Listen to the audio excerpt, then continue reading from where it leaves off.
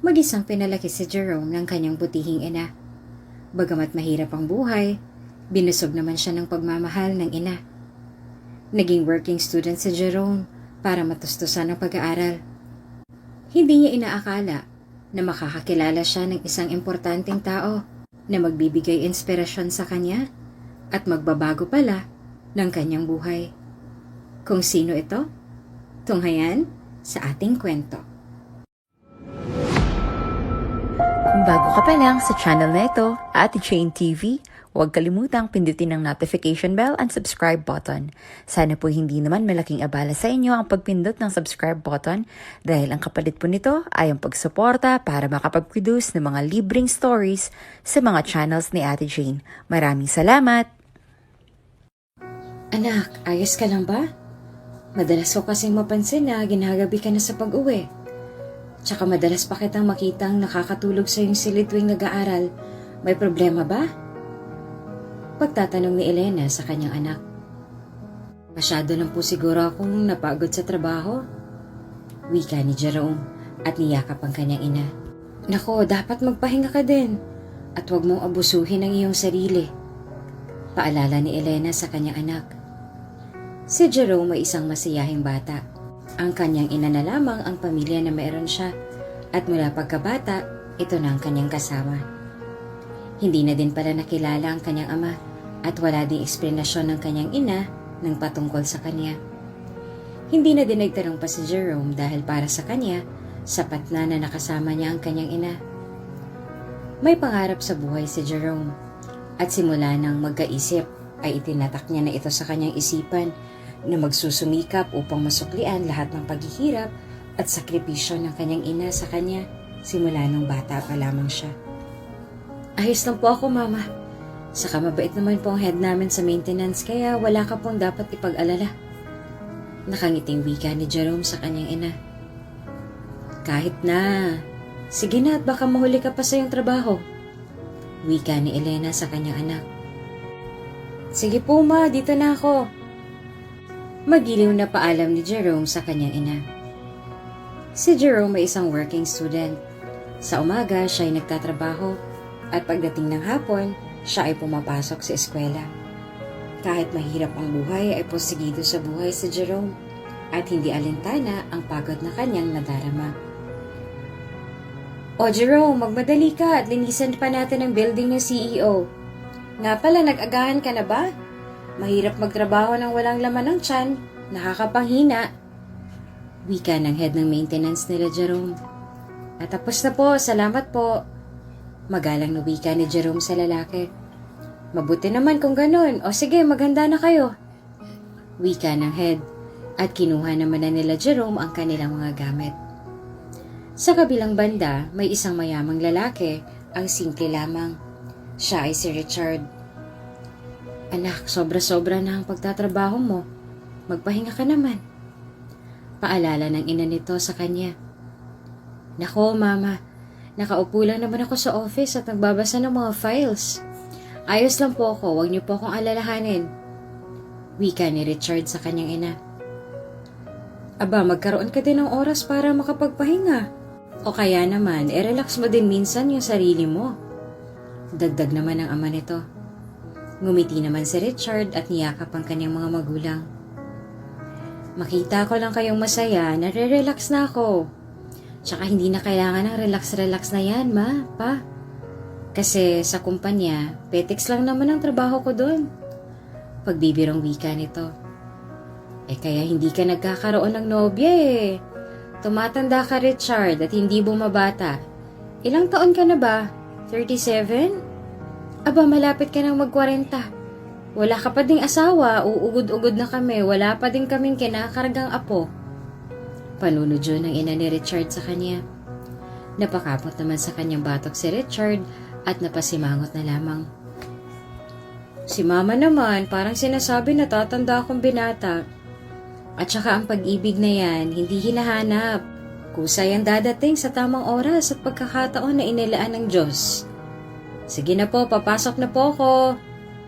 Magalang na wika ni Richard at niyakap ang kanyang mga magulang. Si Richard ay laki sa hirap ang kanyang mga magulang. Isang magsasaka lamang kaya nang magkaroon ng pagkakataon na makapag-aral ay nagsikap ito at ginawa ang lahat ng kanyang makakaya upang makapasa. Nang lumaon ay nakapagtrabaho ito at pinangarap na balang araw ay magkakaroon din siya ng sariling kumpanya at kailanman ay hindi siya mamamaliit ng empleyado. Nang makapag-ipon ay nagsimula si Richard sa maliit na negosyo hanggang sa lumago ito ng lumago dahil sa kanyang sipag at tiyaga, lalo na ng pananalig sa Diyos at pagtitiwala na makakaya niya ang parte ng buhay niya iyon. Sige na, ingat ka. Kumain ka sa tamang oras ha. Paalam ng mga magulang ni Richard at isang matamis na ngiti ang kanyang naging sagot sa mga ito. Kahit ganun man ang naging buhay ni Richard, hindi niya nakakalimutan na nagsimula siya sa mahirap at hindi niya ikinakahiya na galing lamang siya sa mahirap na pamilya noon. At dahil nga itinuon ni Richard ang kanyang atensyon sa pagpapalago ng negosyo, dahil sa pangarap na babigyan ng magandang buhay ang kanyang mga magulang, ay hindi na ito nakapag-asawa. Itinuon na lamang ni Richard ang atensyon niya sa kanyang pamilya at pagpapalago ng negosyo. Pagtapos ni Richard na bumiyahe ng ilang minuto, ay nakarating na ito sa kanyang sariling kumpanya. "Good morning, sir!" Nakangiting bati ng gwardya kay Richard. "Magandang umaga din, Serge!" Maligayang bati ni Richard sa gwardya at lumiti. Napakabait ni Richard at pantay-pantay ang tingin niya sa lahat. Itinuturing niyang kapareho ang mga empleyado at hindi siya mahigpit sa lahat, kung kaya't gustong-gusto siya ng mga empleyado niya. Habang naglalakad si Richard patungo sa kanyang mismong opisina, ay nadaanan niya ang isang janitor na nakangiti habang nagtatrabaho. Napukaw nito ang atensyon ni Richard at tila ba may kung ano siyang naramdaman nang makita ang binatang empleyado. "Magandang umaga po, sir!" Bati sa kanya ng binata nang mapansin siya nito. "Magandang umaga din. Bago ka lang dito?" Nakangiting litanya ni Richard sa binata. "Ay hindi po, medyo matagal na din po ako dito, sir. Ngayon lang po ako na-assign dito sa building na malapit sa office mo, sir." Nakangiting sagot ni Jerome. Napangiti naman si Richard. "Ganon ba? Ipagpatuloy mo lang ang pagiging masiyahin mo. Nakakapagpasaya ka din ng iba. Ano ang pangalan mo?" Turan ni Richard at itinanong ang pangalan ng binata. Ako po si Jerome. Idol po kita, sir. Kasi madami akong naririnig na kwento ng mga katrabaho mo na nagsimula ka lang daw po sa umpisa hanggang sa naging ganito po ang buhay mo." Masayang wika ni Jerome. Nagkaroon naman ng interes sa kanya si Richard at tila ba natuwa kay Jerome sa pagiging masigasig nito sa trabaho. "Aba, mabuti yan. Pero wag mo akong gawing idolo, tao lang ako. Dapat ang iniidolo mo ay ang Diyos. Manalig ka lang sa Kanya. Lahat ng imposible magiging posible." Masayang wika ni Richard kay Jerome at pumasok na sa kanyang opisina. Napangiti naman si Jerome sa sinabi ni Richard at tila ba mas lalo siyang ginanahan sa buhay dahil sa mga katagang binitawan sa kanya ng mabuting amo. Nagpatuloy sa buhay ang dalawang magkaibang tao, ngunit parehong may pinapanindigan sa buhay. "O Jerome, tama na muna yan, kumain na tayo." Pag-aaya ng head nila kay Jerome. "Sige po." Nakangiting sagot ni Jerome at itinabi na muna ang mga gamit na kanyang mga ginamit. Halos lahat ng empleyado ay mabubuti sa kanilang kapwa, mataas man o mababang posisyon sa kumpanya. Iyon ay dahil kay Richard na naging impluwensya ng mga empleyado nila. Nang magtungo sila sa kantin ng kumpanya, ay nakita ni Jerome na doon din kumakain ang kanilang among si Richard. "O Jerome, himala, wala ka atang baon ngayon." Wika ni Tim kay Jerome. May nakita kasi akong pulubi kanina kaya ibinigay ko sa kanila yung pagkain ko. Nakakaawa naman kasi. Maligayang pagkukwento ni Jerome sa mga kasamahan. "Alam mo, ang bait-bait mo. Kahit isusubo mo na lang binigay mo pa sa iba. Basta talaga nangangailangan. Alam mo, pareho kayo ni Sir. Puna ng kaibigan kay Jerome. Siyempre, iyon ang turo sa akin ng nanay ko eh. Maging mabuti sa kapwa. Dahil sa huli, kayo-kayo din ang magtutulungan sa dulo. Nakangiting wika ni Jerome at proud sa itinuro ng kanyang ina. Sa bagay, tama ka. Teka, si Sir yun, diba? Gulat na tanong ni Tim at tinuro ang kanilang amo. Huwag na kayong magtaka, madalas talaga dito sa kantin kumakain ng si Sir. Gayahin niyo yung amo natin. Abay kahit na napakayaman, napaka-humble pa din. Kaya hindi nakatakataka kung bakit maasenso ang kanyang negosyo. Singit naman ang kanilang head at sumubo pa. Totoo yan. Kanina nga nakausap ko yan si Sir. Ang bait. Tapos sabi niya sa akin, wag daw siyang gawing idolo. Dapat ang Diyos daw. Dahil tao lang naman daw siya. Kita niyo yun? Ang humble. At makikita mo talaga na ang sentro ng isipan niya ay ang Panginoon. Paglalahad ni Jerome at napangiti na lamang. Sinabi mo pa. Pagsang-ayon ni Tim at kumain na lamang ang mga ito. Matapos ang pananghalian ay balik trabaho ng mga ito. At talaga namang hindi malimot ni Jerome ang sinambit sa kanya kanina ni Richard. Para bang ang laki ng impact noon sa kanyang buhay. Nang matapos na ang shift niya sa araw na yon, ay umuwi naman si Jerome upang maghanda sa pagpasok sa eskwela. Kamusta ang trabaho, anak? Bungad ng ina nito at niyakap siya. Nako, ma. Alam mo, nagkausap kami kanina ng boss ko. At tapos ang bait-bait niya. Magiliw na wika ni Jerome sa kanyang ina. Aba, mabuti kung ganun. Alam mo, lahat ng mabubuting tao pinagpapala ng Diyos. Masayang wika ni Elena at inihanda na ang susuotin ng kanyang anak. Kumain ka na po ba, Mama? Pagtatanong ni Jerome sa kanyang ina. Oo naman. Kwentahan mo pa nga ako tungkol sa trabaho mo. Paano mo nasabing mabait yung boss mo? Halos lahat ng mayayaman ngayon matapobre. Masigasig na wika ng ina ni Jerome. Naku, Ma. Kung makikita mo yun si boss, talaga namang hindi mo iisipin na isa siyang mayaman. Paano ba naman? Kahit may sariling kotse, nagkukommute pa din. Tapos kumakain siya sa kantin. Alam mo po yun? Kanina nung kinausap niya ako, sabi niya po ngumiti lang daw ako kasi nakakahawa daw yun. Nakakapagpasaya daw ang ngiti. Tapos sinabayan niya pa ako ng idolo dapat ay ang Diyos. Diba po doon pala makikita mo na mabuti siyang tao? Magiliw na pagkukwento ni Jerome.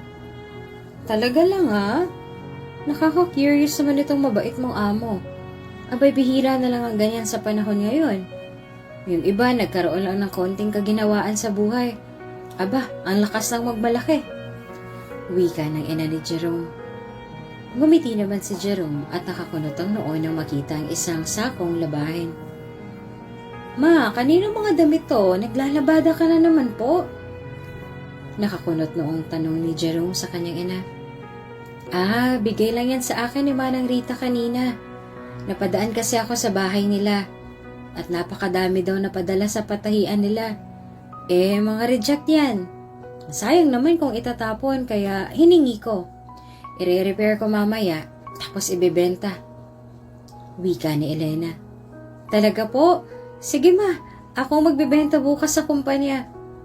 Pero ma, sa susunod, hindi mo na po kailangan gawin yan ha. Kasi kaya ko naman po Wika ni Jerome sa kanyang ina. Malakas pa naman ako anak.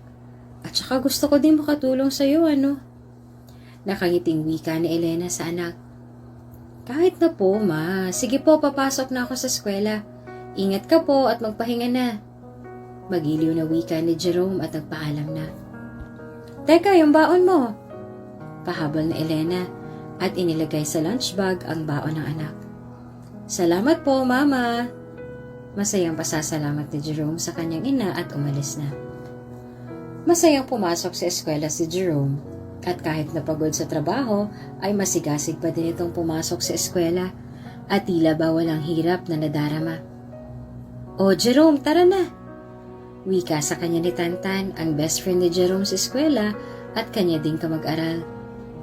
Nasa senior high school pa lamang si Jerome at kinuha ang strand na ABM dahil pinangarap din ito na makapasok sa mga kumpanya at baka balang araw ay magkaroon din siya ng sariling kumpanya.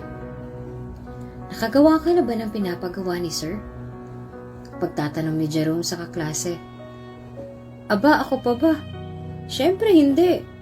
Pakopya ako Babayaran naman kita. Please. Wika ni Tantan kay Jerome. Grabe ka na, Tantan Porket mayaman ka, lahat na lang binibili. Pagbibiro ni Jerome sa kaibigan. Lakas sa yaman si Tantan na kaibigan ni Jerome. Ngunit kahit ganon ay tila ba wala itong pakialam sa yaman. Ay, drama ka pre? Siyempre, tapos na ako. Mayaman ako pero masipag din naman ako. Tsaka ayoko sa mga taong binibili ang lahat. Nakangiting wika ni Tantan kay Jerome. Si Jerome ang nangunguna sa klase at pumapangalawa naman sa kanya si Tantan.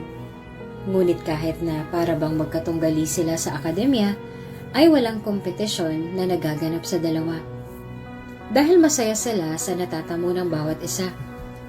Nag-umpisa na nga ang unang subject nila sa araw na iyon at labis na natutuwa si Jerome dahil nauunawaan niya ang mga aralin kahit napagod siya at puyat. Mabilis lamang ang kanilang aralin at mabilis na lumipas ang araw na iyon. At ngayon ay uwian na. Matapos ng klase ay bumili si Jerome ng pasalubong sa kanyang ina na isang balot ng kutsinta na paborito ng kanyang ina. Mama, nandito na po ako! Maligayang wika ni Jerome nang makauwi sa kanilang tahanan. Maliit lamang ang bahay nila Jerome. Tama lamang para sa kanilang dalawa ng kanyang ina. O anak, nandyan ka na pala. Halika at sabay na tayong kumain. Wika ni Elena at kinuha ang gamit ng kanyang anak. Ay ma, pasalubong ko po pala sa iyo. Masayang tura ni Jeron at ibinigay sa kanyang ina ang biniling kutsinta. Aba, nag-abala ka pa. Pero salamat anak Kamusta palang klase? Hindi ka ba nahihirapan? Pagtatanong ni Elena sa anak at nagpasalamat sa pasalubong nito para sa kanya. Hindi naman po kasi madali lang ang aralin. Naipapaliwanag sa amin ng maayos ni Sir. Tsaka nagsiself-study din po kami ni Tantan kapag break time. Ikaw ma, kamusta ka dito sa bahay? Nagpapahinga ka po ba? Baka mamaya hikain ka na naman po. Pagkukwento ni Jeron at kinamusta ang kalagayan ng kanyang ina. Si Elena ay nagkaroon ng hika at dahil matanda na ito, ay mas malala ang hika nito kumpara kapag bata ka pa lang ay meron ka na. Kaya ganun na lamang ang pag-aalaga ni Jerome sa kanyang ina dahil ito na lamang ang meron siya at talagang mahal na mahal ng binata ang kanyang ina dahil ito nagpalaki sa kanya at nagsakripisyo ng maraming bagay simula nang siya'y bata pa lamang. Nako anak, may inhaler naman ako. Tsaka hindi rin ako masyadong nagpapakapagod. Ayoko kasing mag-alala ka sa akin at maging pabigat sa'yo. Matamlay na wika ni Elena. Simula kasi nang magbinata si Jerome ay hindi na nito pinagtrabaho ang ina. Dahil nakikita niya na hirap ito sa tuwing hinihika at hindi kayang makita ni Jerome na nahihirapan ng ganon ang kanyang inang pinakamamahal. Dahil sa puso at isip ni Jerome, matagal nang nagdusa ang kanyang ina. Panahon na para bumawi naman siya dito. Alam mo naman po mama na nag-aalala lang ako sa'yo. Pero kahit kailan hindi ka po naging pabigat sa akin. Tandaan mo po iyan. Matagal ka na pong nagdusa sa hirap ng pagpapalaki sa akin. At kahit na may sakit ka nun wala kang pahinga para lang mabigay at matustusan ang lahat ng aking pangangailangan. May panahon na po para ako naman ang bumawi sa iyo. Ako naman po.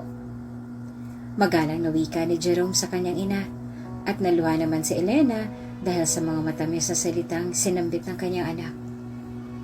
Salamat anak. Nakangiting pasasalamat ni Elena sa anak.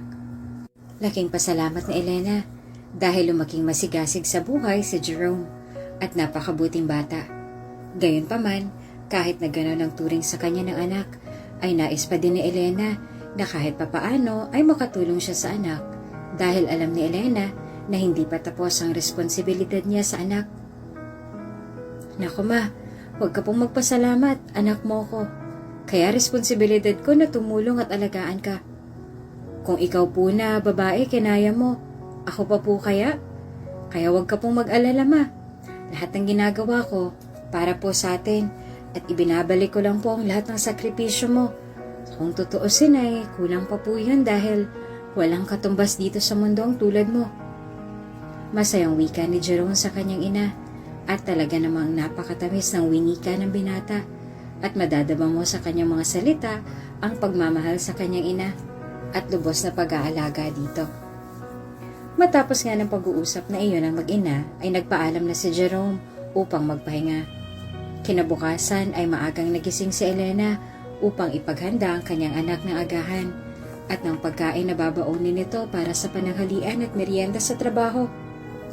Kamusta ang tulog mo? Nakapagpahinga ka ba ng maayos? Sige na, maupo ka na dito at mag-agahan.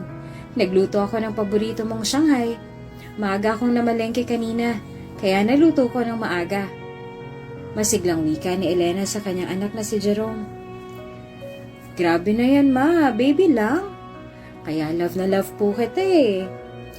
Nakangiting wika ni Jerome sa kanyang ina at saka hinalikan nito sa pisngi at niyakap. Ay nako, naglalambing na naman siya. Sige na nga, kumain ka ng marami. Ihahanda ko lang ang babaunin mo.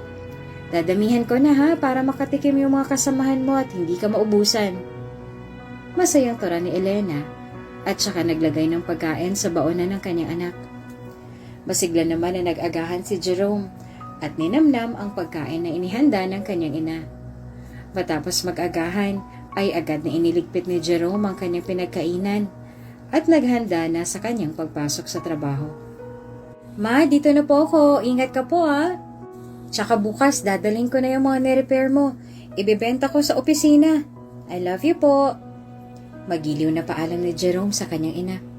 Sige anak, mag-iingat ka. I love you too. Masayang wika ni Elena at niyakap pa ang kanyang anak. Tunay ngang kay ganda na samahan ng mag-ina. At napalaki ni Elena ang kanyang anak na mabait at mapagmahal. Matapos magpaalam, ay pumasok na sa trabaho si Jerome na may ngiti sa labi at talaga namang inspirado ng dahil sa amo. Good morning po, Sir Richard! Pagbating ni Jerome sa amo nang makasabay ito sa pagpasok. Ang aga mo naman, nag-agahan ka na ba? Tara, sabayan mo ko. Pag-aaya ni Richard sa binata at hindi niya mawari sa puso kung bakit gano'n na lamang ang nararamdaman niya para sa binata. Napakagaan ang kanyang pakiramdam sa binata at palagay ang kanyang damdamin para kay Jerome. Nako, kumain na ako sir. Pero sige po, sasabayan po kita. Wala pa naman po yung head namin. Tsaka sarado pa ang maintenance. Nakangiting sagot ni Jerome at sabay silang nagtungo ng amo sa kantinang kumpanya at doon ay sabay nang kumain. May baon pala ako. Ugali ko na kasi na magbaon. Nasanay lang ako. Nakangiting tura ni Richard kay Jerome. Pareho po pala tayo. Parati kasi akong pinapabaonan ni Mama para hindi daw ako bibili ng pagkain. Tsaka nasanay na din po ako sa luto ni Mama. Kaya may baon po ako parati. Minsan kapag may mga bata ako nakikitang nagugutom, ibinibigay ko sa kanila yung baon ko. Kasi turo yun ni Mama sa akin na kapag may nangangailangan, huwag nang mag-isip pa, tumulong agad. Masigasig na wika ni Jerome at may ngiti sa labi. Namangha naman si Richard sa ina ng binata dahil napakabuti nitong magulang. Napakabuti ng mama mo. Alam mo, ganyan na ganyan din ang mama ko. Galing kasi kami sa hirap. At kahit nakaangat na sa buhay, parati naming binabalikan ang aming pinanggalingan.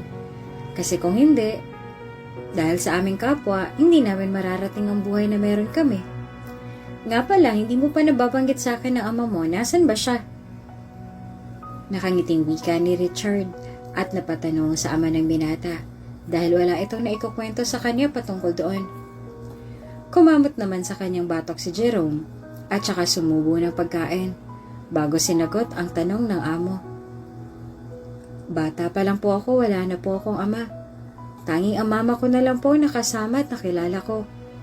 Hindi ko na din po tinatanong kay mama dahil okay naman ang buhay namin kahit kaming dalawa lang. Pagsagot ni Jerome at mababatid sa boses nito ang lungkot.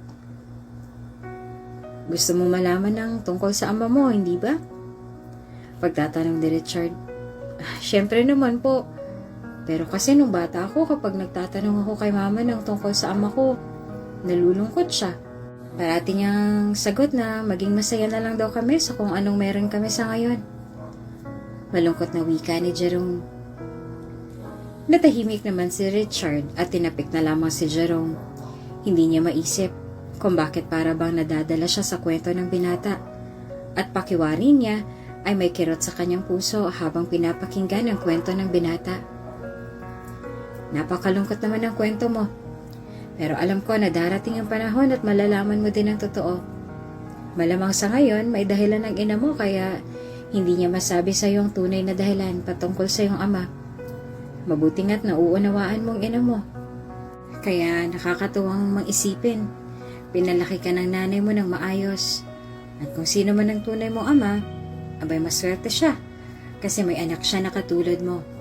At may asawa siyang tulad ng nanay mo na isang mabuting magulang. Saludo ako sa inyo ng mama mo. Nakangiting tura ni Richard kay Jerome. Nako, salamat po. Ito po, tikman mo po itong luto ni mama. Masarap yan. Shanghai, paborito ko po yan. Nakangiting wika ni Jerome. Sige nga, patikim nga. Nakangising wika ni Richard at kumuha ng isang Shanghai upang tikman niyon. Nagulat si Richard sa lasa ng pagkain na tila ba pamilyar sa kanyang timpla. Masarap po ba? Nakangiting tanong ni Jerome. Aba oo, napakasarap. Abay maganda itong gawing negosyo at ibenta dito sa opisina. Pwede po magpagawa sa mama mo? Babayaran ko na lang siya. Nakangiting offer ni Richard kay Jerome. Sige po, matutuwa yun si mama kapag nalaman na nagustuhan mo pong gawa niyang Shanghai. Nakangiting wika ni Jerome at nagpatuloy na sa pagkain. Matapos kumain ay naghiwalay na ng landas sa dinaanan ng dalawa dahil sa ibang parte ng building naman na assign si Jerome ngayon.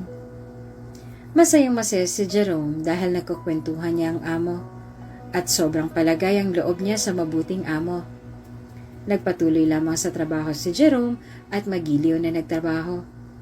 Pagdating ng tanghalian ay muli niya nakakwentuhan ng amo at talaga namang madami siyang natututunan. Alam mo ba, tulad mo nagtatrabaho din ako habang nag-aaral. Kaya nga nakakatuwa dahil nakikita ko ang sarili ko sa'yo. Pagkukwento ni Richard. Talaga po? Ano po bang trabaho ng mga magulang mo noon? Curious na tanong ni Jerome. Magsasaka lang sila mama. Kaya nagpursige talaga ako sa buhay. Para naman mabigyan sila ng magandang buhay. Tsaka para naman makapagpahinga din sila. At ako naman na makabawi sa kanila. Kaya sobrang saya ko nung nakamit kong kumpanya na ito. At kahit maliit pa lang ito noon, abay galak na ako kasi naniniwala ako na ang malaki ay nag-uumpisa muna sa maliit. Kapag nagtiyaga ka lang at nagsumikap, ang maliit na bagay abay magiging malaki. Masayang pagbabahagi ni Richard sa binatang si Jerome. Wow, tatandaan ko po yan. For sure, tulad mo po makakamit ko din ang pangarap ko. Masayang wika ni Jerome at nagpatuloy na sa kanyang pagkain.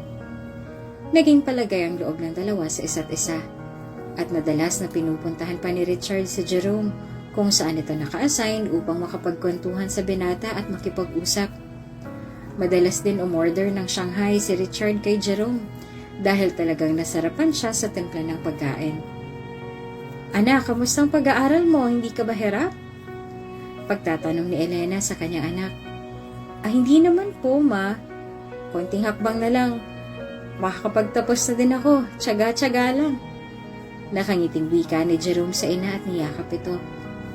Naging maayos ang pagsasama na mag-ina at sa trabaho ay tila ba nagkaroon ng ama si Jerome nang dahil kay Richard.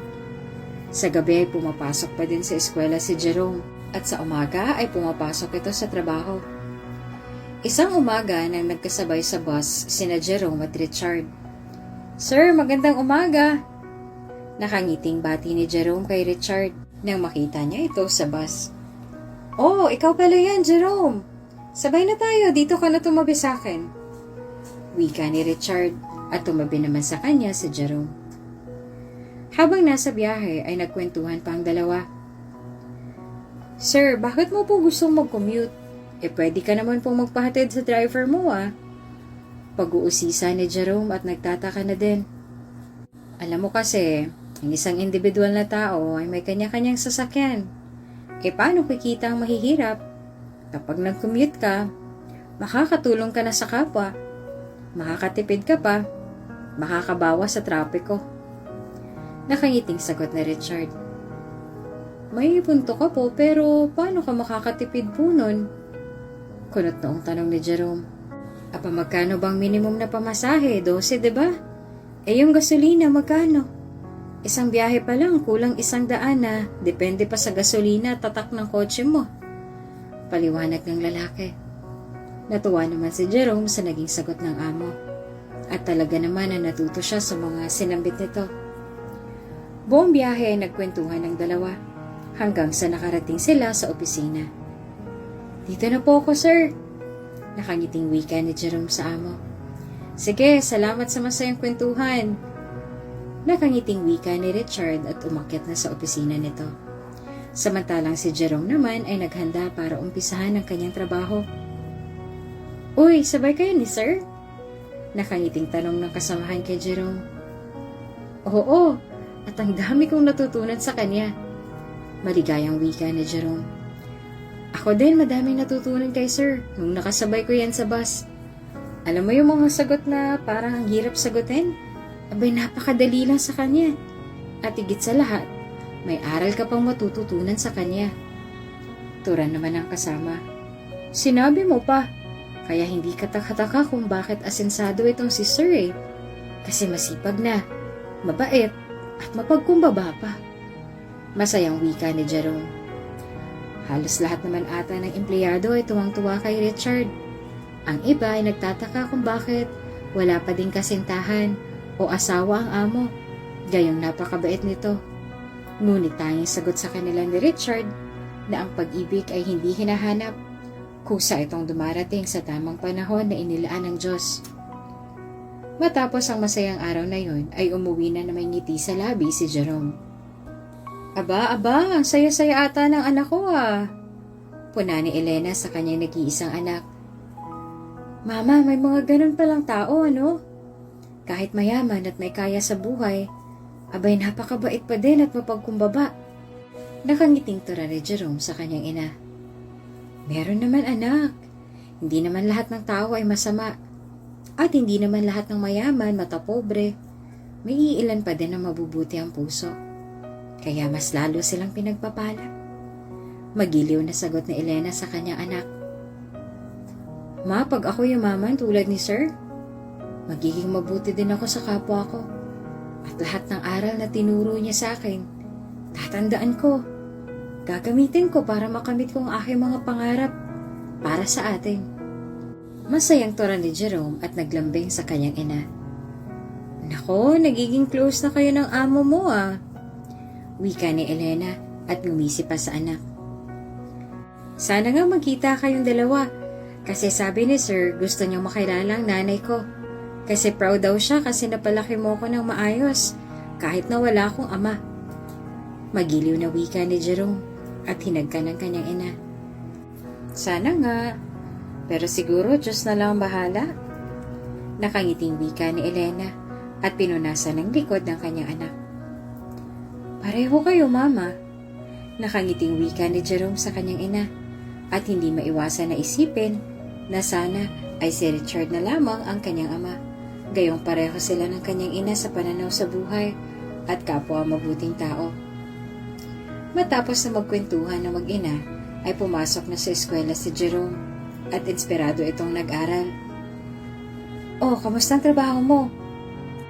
Tanong ng kaibigan nito sa kanya. Maayos. Alam mo, sobrang saya ko ngayon. Ang dami kong natututunan. Magiliw na wika ni Jerome sa kaibigan. May bago ba dun? Parati ka namang ganyan Inspired. Tapos happy all the time. May girlfriend ka na, no? Ay, sino yung lucky girl? Nakangiting wika ng kaibigan nito kay Jerome. Girlfriend ka dyan, wala akong jowa. At saka, wala pa sa isipan ko yun, no? Ano ka ba? Hanggat di ko na ibabalik ang paghihirap ni Mama at nabigyan siya ng magandang bahay, aba, wala akong balak magjowa. Diretsang wika ni Jerome at ngumiti pa. Ay sus, bakit inspired ka? Pag-uusisa ng binata. Yung boss ko kasi. Hindi pa man tapos si Jerome ay nagsalita ng kanyang kaibigan. OMG, bakla ka? Nanlalaking matang tanong nito. Natawa naman si Jerome at binatukan ng kanyang kaibigan. Bakla ka dyan. Si Sir kasi nakaka-inspired. Mayaman yun pero humble, tulad mo. Pagpapatuloy ni Jerome. Ganun ba? Akala ko kung ano na. Natatawang wika nito. Pinangungunahan mo kasi ako. Nakangiting wika ni Jerome at nagpaalam ng dalawa sa isa't isa. Sa kabilang banda naman ay si Richard, parating bukang bibig ang binatang si Jerome. Ma, alam mo ba may empleyado ako? Napakasipag niya. Tapos habang nagtatrabaho siya, nag-aaral din. Nag-aan ang loob ko sa kanya. Wika ni Richard at nagkwento. Aba, nakakatuwa naman kung ganon. Kung nag-asawa ka sana, di may susunod na sa yapak mo. Wika ng ina nito. Si Mama naman, asawa talagang bukang bibig palagi. Nakabusangot na wika ni Jerome sa kanyang ina. Bakit nga ba hanggang ngayon ayaw mo pang mag-asawa? Huwag mong sabihin na hindi mo pa din malimot ang una mong pag-ibig. Singit ng ama nito. Natahimik naman si Richard. Aba, tama ka ata, mahal, natahimik ko.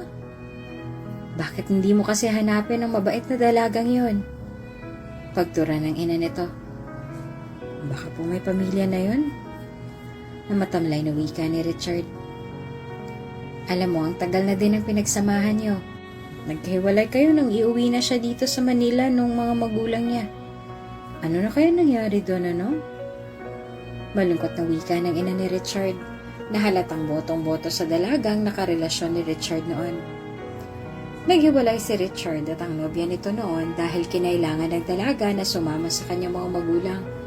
Samantalang si Richard naman ay naiwan doon sa probinsya at nawalanan ng komunikasyon sa dalagang sinisinta. Kung magkikita man kami muli, Diyos lang ang nakakaalam. Wika ni Richard at malungkot na binalikan ang kanilang samahan noon ng sinisinta. Matapos ang araw na yon ay nakasanayan na ni Richard na makipagkwentuhan at sumabay kay Jerome. Madami silang napagkukwentuhan. Isang umaga, tinanghali ng gising si Jerome, kung kaya't hindi na nito naalala na dalhin ang kanyang baon. Nang makita naman ni Elena na naiwan ng anak ang baon nito, ay nagmadali itong nagtungo sa kumpanyang pinapasukan ng kanyang anak. Sino pong hanap nyo? Magalang na tanong ng gwardya kay Elena. Dadalhin ko lang sana itong baon ng anak ko. Baka kasi magutom siya, nalimutan niya kasi sa bahay kanina dahil sa pagmamadali. Wika ni Elena. Sakto naman na dumating si Richard at nasanggipan nito si Elena. Naku, pasensya na. Wika ni Richard at kaagad na dinampot ang pitaka ni Elena. Parehong natulala at nagulat ang dalawa nang makita ang isa't isa. Richard? Gulantang na tanong ni Elena. Elena, ikaw na ba yan? Anong ginagawa mo dito? Pagtatanong ni Richard at sakto naman na palabas si Jerome para sana bumalik sa kanilang tahanan. Mama! Tawag ni Jerome sa kanyang ina. Lumapit ang binata sa kanyang ina at niyakap ito. Siya bang mama mo? Hindi nakataka-taka kung bakit mabuti kang bata. Wika ni Richard na may ngiti sa labi. Magkakilala po kayo ni Mama, sir? Tanong ni Jerome. Sasagot na sana ito, ngunit inunahan siya ni Elena. Mamaya ko na lang ikukwento sa'yo, anak. Heto palang baon mo. Wika ni Elena at niyakap ang kanyang anak at nagmamadaling umalis. Hinabol naman ito ni Richard at naiwan si Jerome na naguguluhan. Elena! Tawag ni Richard kay Elena. Huminto naman si Elena at pinahid ang kanyang mga luha. Bakit? Ikaw pala yung boss ng anak ko. Parati kanyang ikinukwento sa akin. Wika ni Elena. Bakit umiiyak ka? Kunot na ang tanong ni Richard sa babae. Hindi mapigilan ni Elena ang kanyang sarili. Richard, saan ka ba nagpunta? Bakit bigla ka nawala sa probinsya? Pagtatanong ni Elena, natahimik naman si Richard. Hinanap kita dito sa Maynila. Pero dahil sa laki ng Maynila, hindi kita nahanap. Wika ni Richard at napayoko naman si Elena. Bumalik ako, Richard. Pero wala ka na. Kaya akala ko nilimot mo na ako. Umiiyak na wika ni Elena. Kahit kailan hindi kita nalimot. Anak mo pala si Jerome.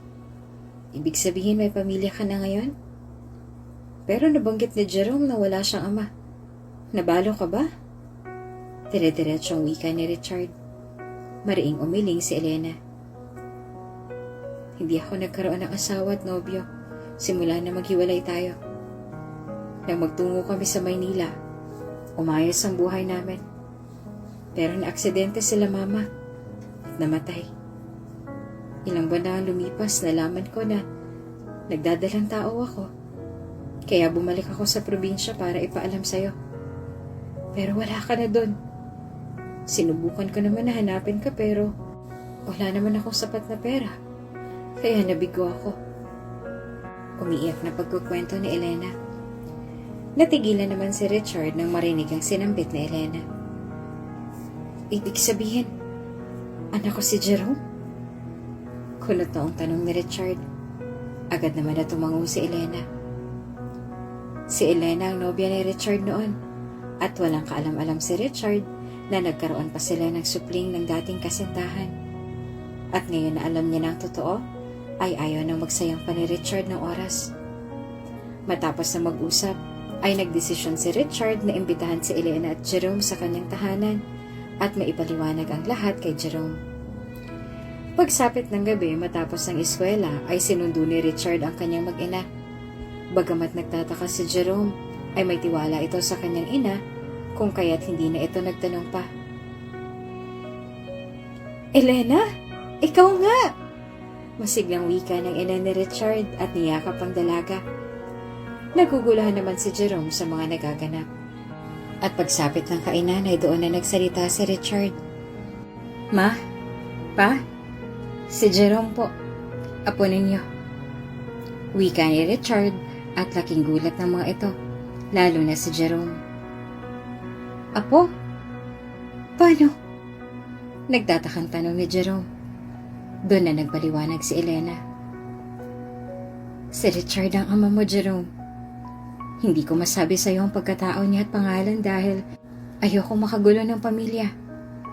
Ngunit nang magkita kami na papa mo kanina, pareho namin nalaman na hinahanap namin ang isa't isa. Paliwanag ni Elena. Hindi makapaniwala si Jerome na ang kanyang pangarap lamang noon at iniisip ay totoo na. Naging masaya si Jerome dahil sa wakas ay nakilala niya na ang kanyang ama. Masaya din ang mga magulang ni Richard dahil sa wakas ay nahanap na ng kanilang anak ang pag-ibig nito. Nagsamang muli si Richard at Elena. At sa paglipas ng panahon, nakapagtapos si Jerome sa kanyang pag-aaral. Wala nang mahihiling pa si Jerome dahil lahat ng kanyang panalangin ay dininig ng Diyos. Family will always be one of the most important part of our life. With everything against us, even the world is against us, family will always be there for us. They are there to support, to love, and to care for us. Pahalagahan natin ang pamilyang meron tayo dahil hindi sa lahat ng pagkakataon ay nariyan sila. Kaya habang may panahon, ipadama natin ang pagmamahal sa bawat isa. Kung bago ka pa lang sa channel na ito, Ate Jane TV, huwag kalimutang pindutin ang notification bell and subscribe button. Sana po hindi naman malaking abala sa inyo ang pagpindot ng subscribe button dahil ang kapalit po nito ay ang pagsuporta para makapag-produce ng mga libreng stories sa mga channels ni Ate Jane. Maraming salamat! Mag-isang pinalaki si Jerome ng kanyang butihing ina. Bagamat mahirap ang